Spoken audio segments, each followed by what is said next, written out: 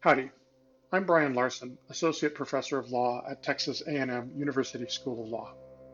If you're like most law practitioners and law students, technicalities of citations probably bring you no sense of peace or calm. The ALWD Guide to Legal Citation, though a terrific resource for practitioners and students, can be made even more useful if you adopt a system of tabbing it. The focus of this video is adding those tabs to the ALWD Guide to Legal Citation to make it more useful to you. It will not take you to citation Nirvana, but perhaps you'll feel a little closer. To make proper use of this video, you will need materials available on my academic website, rhetoric.com, which is linked below the video. If you are one of my students and have questions, please use our course website or learning management system to reach out to me. Other folks may feel free to leave questions and comments here on YouTube. Except where otherwise noted, you may make use of this video subject to a Creative Commons, Attribution, Non-Commercial, No Derivatives version 4.0 international license. Some materials displayed in this video may be subject to the copyright of others, but I either have a license or assert that I'm making fair use of them here. So first I'll show you how you can use the tab guide that results from this process. Then I'll show you how I did it. This approach uses tabs in multiple ways. There are conventional front-facing tabs, like you see down the side here, that you press down on the front to open. So you just push down on the page numbers and open it there, and you see page numbers. Then there are also front-facing tabs for things like genres, and you just pick those up and pull those open. And this takes you to the genres of document. Here is cases, Constitution, statutes. The second tab of genres takes you back to things like ordinances, books, periodicals, etc. And then there's another general tab that takes you back to some things like signals, the order of citations or authorities, parentheticals and quotations. And then you'll see that we have a tab here for the federal cases for Appendix A1, or 1A I should say.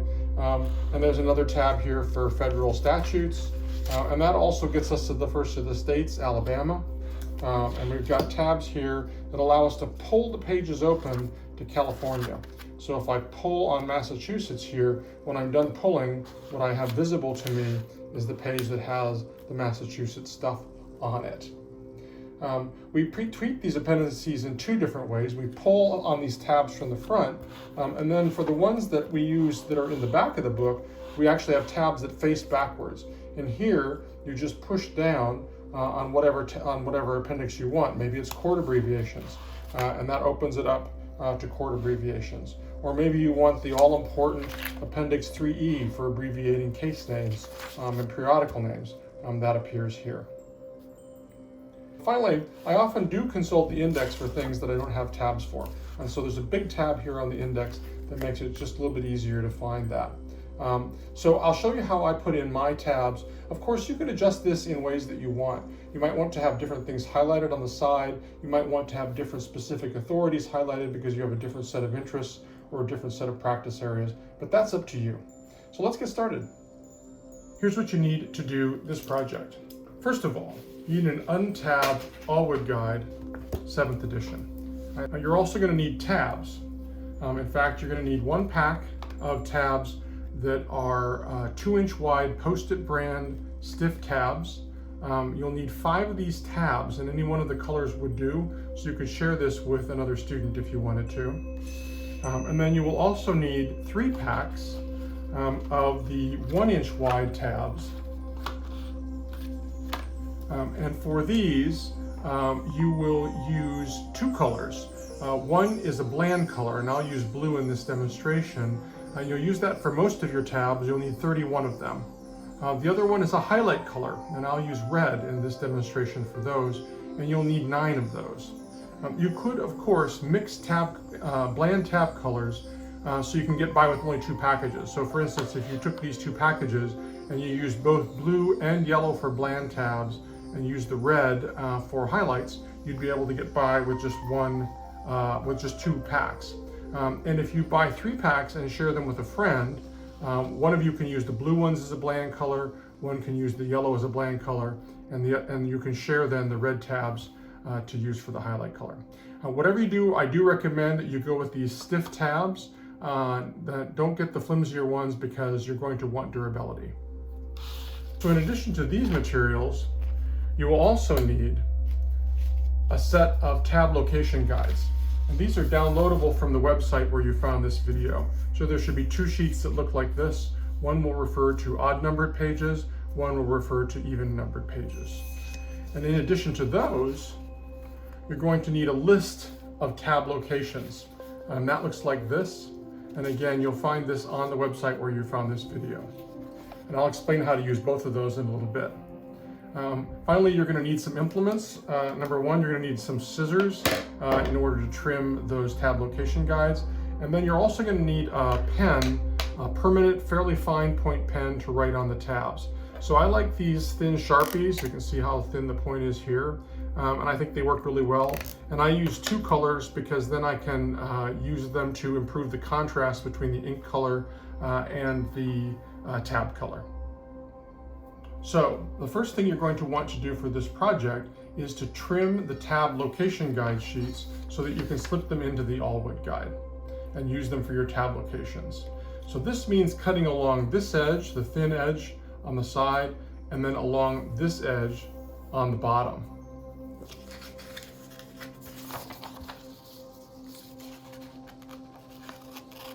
You do not need to have mad craft skills here. You just need to use this as a basic guide.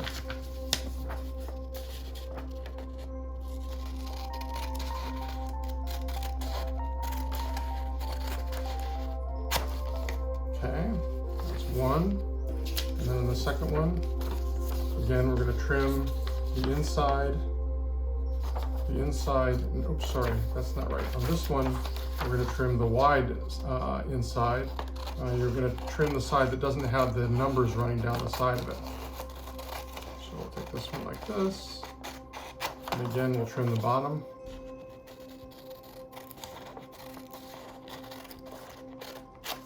All right, so now what you have is 2 guides. And you can use these guides to locate tabs on the pages. So for instance, if you have a tab on an odd numbered page, you might go to that page, slip the tab guide in just behind the page. What you'll see then is that there's a location going up the side of the page. S1 for side 1, side 2, side 3, and then T1 through T5 for top 1 through 5. So these are the locations on the page, and I'll show you how you'll use those. Now, if you're putting a tab on an even number page, you have to flip this around, and then you have to slip this on the other side. So that you can see here, the tab numbers go up the side. It's tab S1 through tab S9, and then they go across the top, tab T1 through tab T5. So this is how you'll know how to locate the tabs on the pages.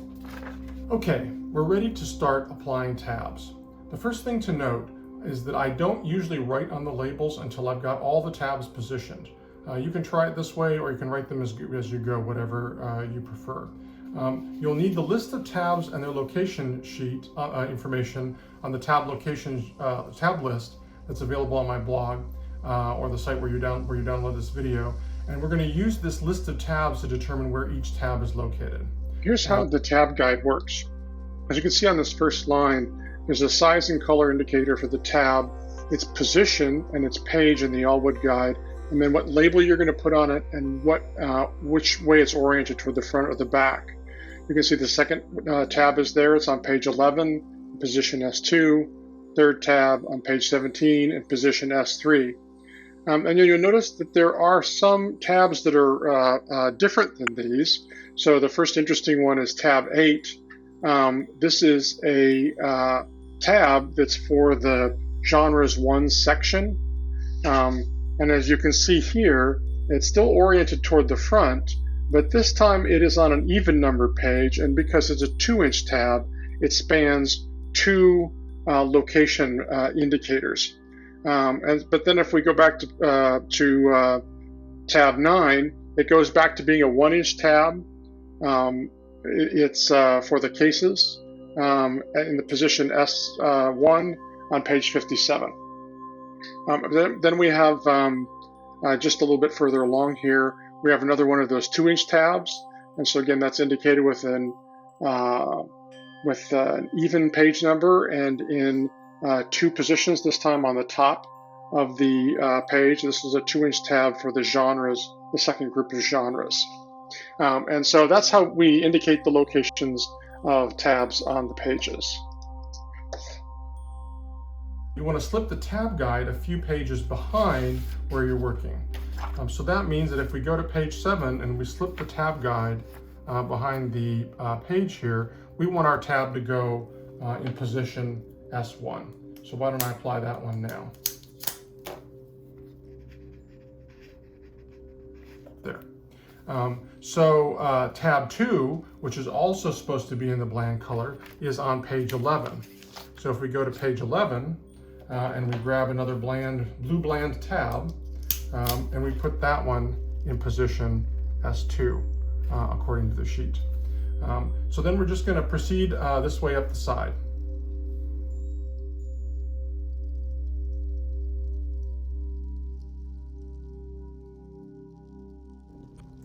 Note that we don't actually apply tabs in positions S8 and S9 for this first set, because that's where we're going to place the first genre tab, and that applies to the second set. So before you start going up for the second set from position S1, you need the first genre tab. It's unusual in that it's 2 inches long, and it's also unusual in that it goes on an even numbered page, unlike the other tabs that you've applied. So we want it to, that way you can pull up the tab to get at the page that you want to use, as I showed you in the demo. So after we've applied this tab in positions S8, S9, then we go back to going up on the right-hand side. If we go back to the list of tabs, we'll see that the tab in position S1 here goes on page 57. Okay, there's 57. I'll slip the tab guide in. And then we're going to put a bland tab there. And proceed up the side.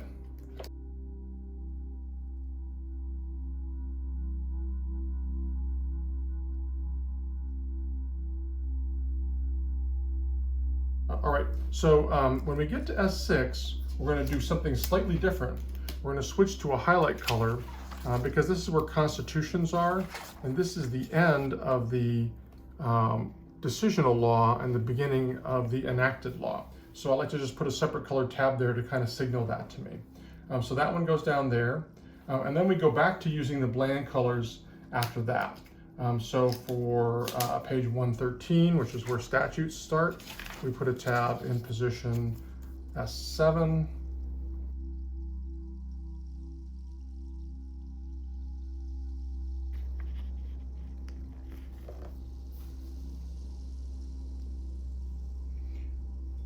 Okay, the third set of tabs covers other genres, and that includes other enacted law and secondary sources. So once again, to make this third set accessible, we will use a genre tab that we pull from the front.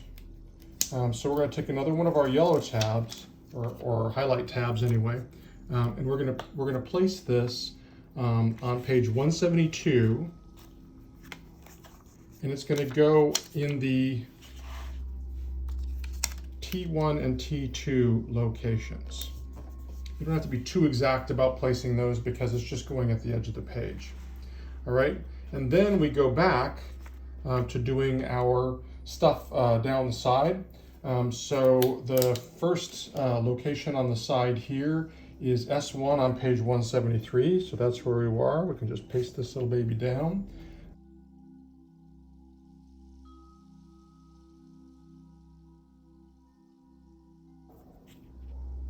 And we don't put an S9 on this one. Okay, the fourth set of tabs goes back to some general matters, including signals, parentheticals, and quotations. So as before, we make this fourth set accessible with a wider tab positioned at the top of the page. And that goes on page 264. 262.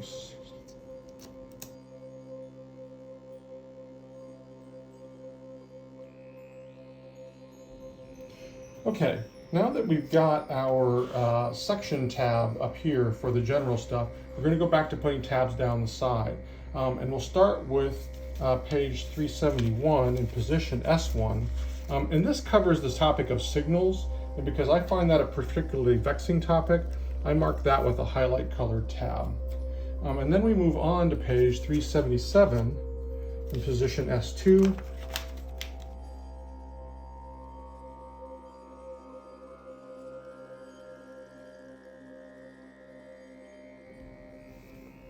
Okay, now we've placed all our tabs in the body of the ALWD guide. It's time to attack the appendices. So as you know, Appendix 1 is the guide, the main guide for state and federal cases and statutory materials. So we're going to start by putting a sort of genre tab here for the federal courts because they tend to be so important. And we're going to put that on an even numbered page. So we want to use the even numbered page guide here. Let's go ahead and tuck this in just behind this. And we're going to put it in positions T2 and T3. And we're going to follow that by locating the federal statutory materials. And we're going to put that in the highlight color in location T1. Then we're going to start with the States tab that gets us to Alabama. Now you'll notice this tab is on the same page as the tab you just placed. Don't worry about it. This tab goes in S9. And where you put the other states, I've just chosen ones that work for me. You might choose differently. So just put them on the states that are the most useful for you.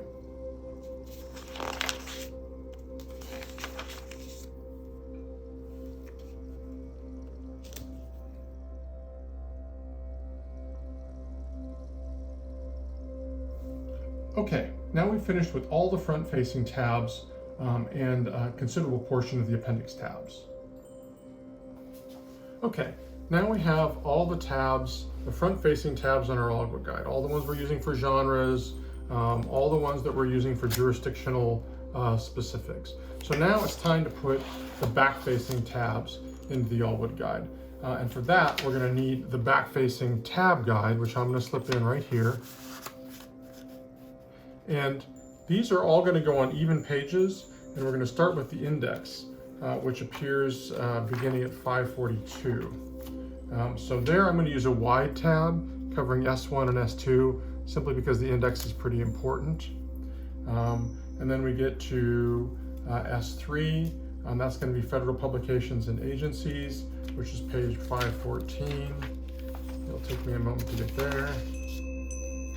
S3, 514.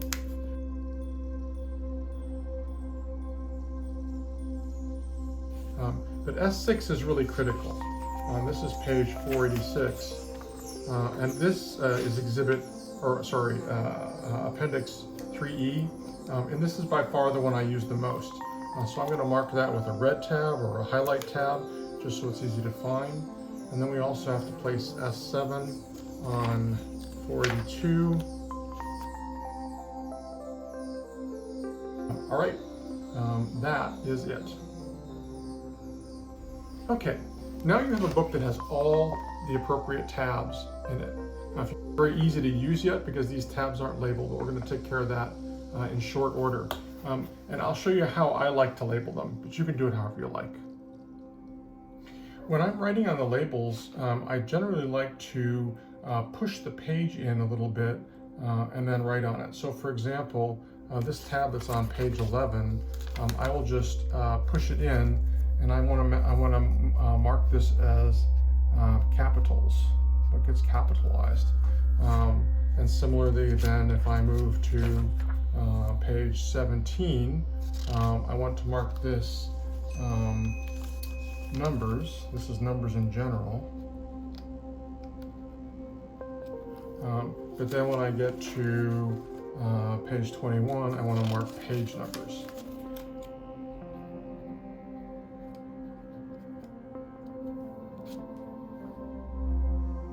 Now, when we get to the first genre tab, you'll remember that we applied this tab actually to the even numbered page, but it's still facing the front. So I'm going to go ahead and put the label on here just like I do these other front-facing ones. I'm going to call it Genres 1. And then I'm going to do the same thing effectively with Genre 2, except there I want to turn the page so that it's more readily visible when I'm reading the front of the book. So that one I'm going to pull this way and write from the bottom like this. Genres 2.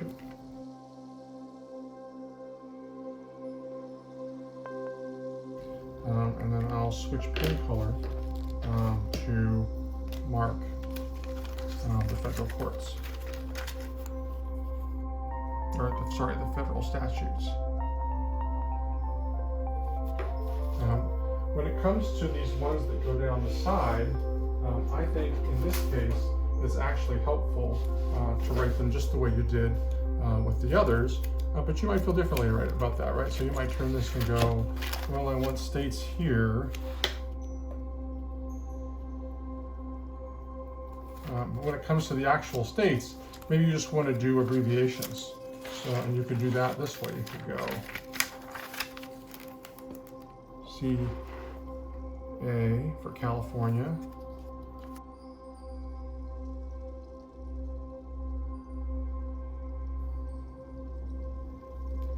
Okay. When it gets to writing the labels that are on the back, because when you're looking at the back, you tend to have it in this orientation so that you want to be able to read these from this side. For these, I'm going to pull the pages down and I'm going to write so that they're visible from the back in the opposite orientation from the front. So if I go index here, you'll see that when I'm holding the book in my right hand and I'm getting ready to access one of these tabs in the back, I just push down on index and it's easy to read. If it were turned the other way, I'd have to kind of read it upside down or turn the book to orient it properly. I'll go ahead and write the other labels on these now. Okay, gang, now we have a fully tabbed ALWD guide. We have general stuff, we have genres available from the front, first cases, constitutions and statutes, and we have a second set of genres, rules, orders, books, etc. And then we have some general rules, things like signals, their order, parentheticals, and quotes. We've got the federal cases here, then the federal statutes, and then we've got all the states, starting with Alabama, California, Massachusetts, Oregon, and Texas. If we open up from the back side, what we get instead is access to the other appendices. So we can get to the index here quickly, we can get to any of these appendices, and most importantly, we can get to Appendix 3E, because this is where all the abbreviations are. And then geographic abbreviations and month abbreviations. So that's your tabbed ALWD guide. Okay, I've been using this system of tabbing my ALWD guide for the last few years, and it makes the book much easier to use. The key is that you can customize it for your own use. Get rid of tabs that you don't need, or add ones that you do. And for those of you writing legal scholarship, you can adapt this technique to the Blue Book as well. So, happy citing, and I hope you're a little closer now to citation enlightenment.